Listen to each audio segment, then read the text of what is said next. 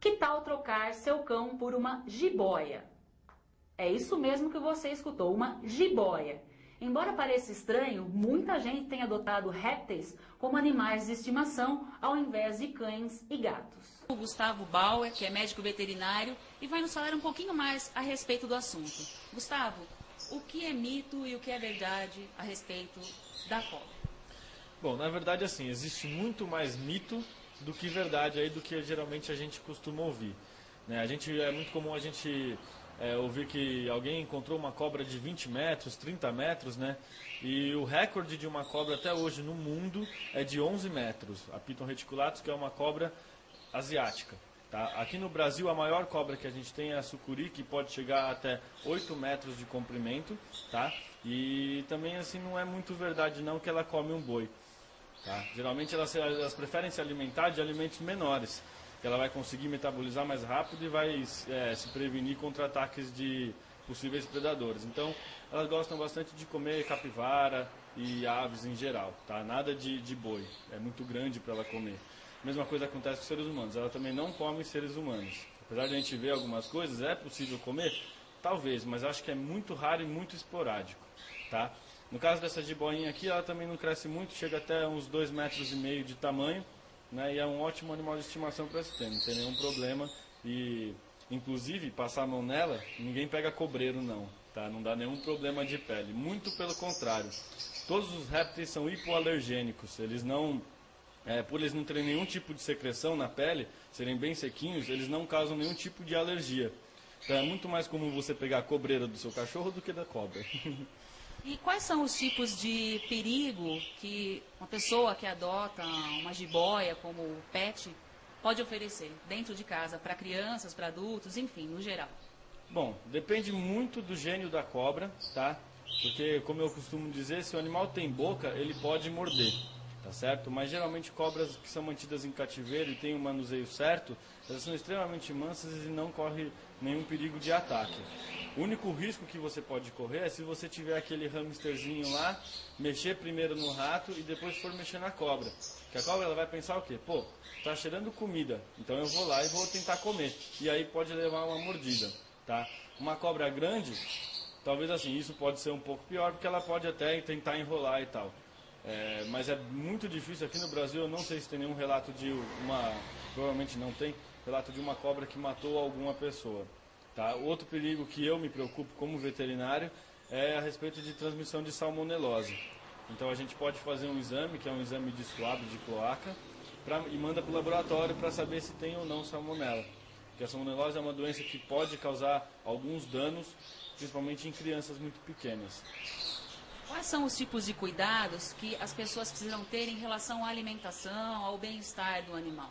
Tá, basicamente é o seguinte, a gente tem que aqui tentar completar aqui 4 itens básicos para a biologia dela, que é a iluminação, temperatura, alimentação e umidade.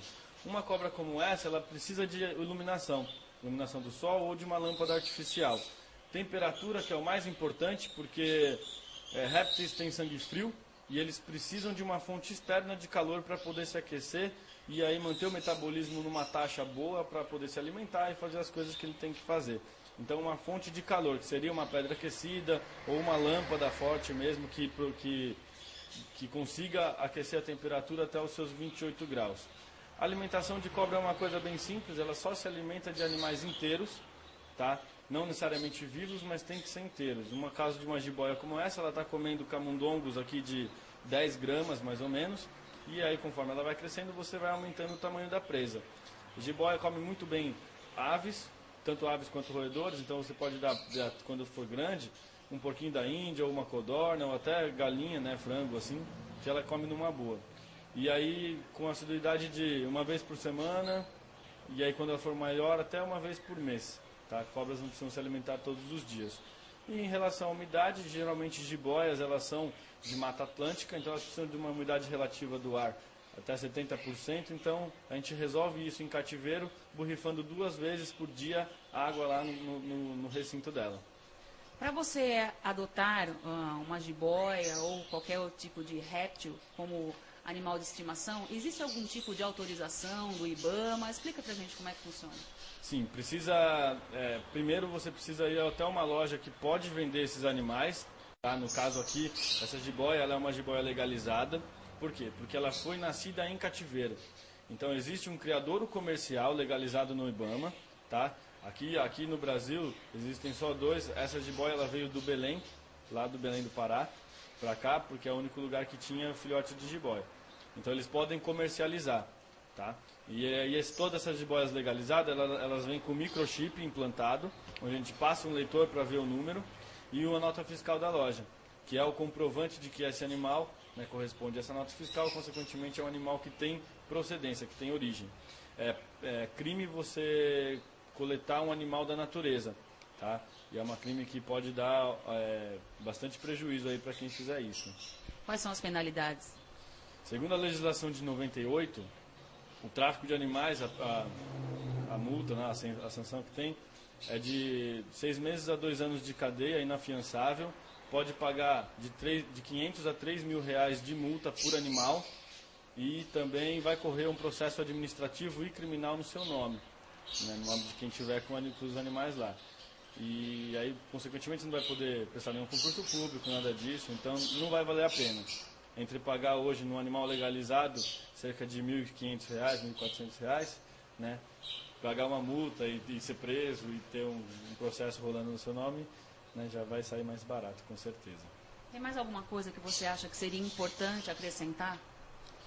Bom, em relação a animais silvestres em casa, tem que tomar muito cuidado. Se você quer ter qualquer tipo de animal em casa, pesquisa muito antes, vá à internet, procura profissionais especializados para não comer nenhuma bola, tá? Porque de vez em quando você acha que aquela cobrinha ou aquela tartaruguinha, ela não vai crescer, ela não vai ficar grande, e se você limitar o espaço ela vai ficar pequena, que isso na verdade é uma grande mentira, né? Então, muitas vezes o animal que você está criando lá pode estar sendo maltratado, né? Sem você saber. Principalmente réptil, porque o bem-estar e o mal-estar é muito perto. Como eles não falam, não gritam, não fazem nada, é muito comum da gente estar fazendo muita coisa errada, tá certo? E ainda, além de tudo, você tem que pensar muito bem, porque são animais que vivem muito, tá? Uma jiboia vive aí em torno de 25 anos para mais, né? Então é bom pensar muito que você vai ficar com o animal durante muitos anos, que ele vai crescer, que ele tem que se alimentar, né? E aí sim você resolver adotar um animalzinho desse tipo. Antes de comprar qualquer animal de estimação, você deve pesquisar a respeito do que fazer para garantir a qualidade de vida do bicho. Se não, é melhor deixá-lo na loja.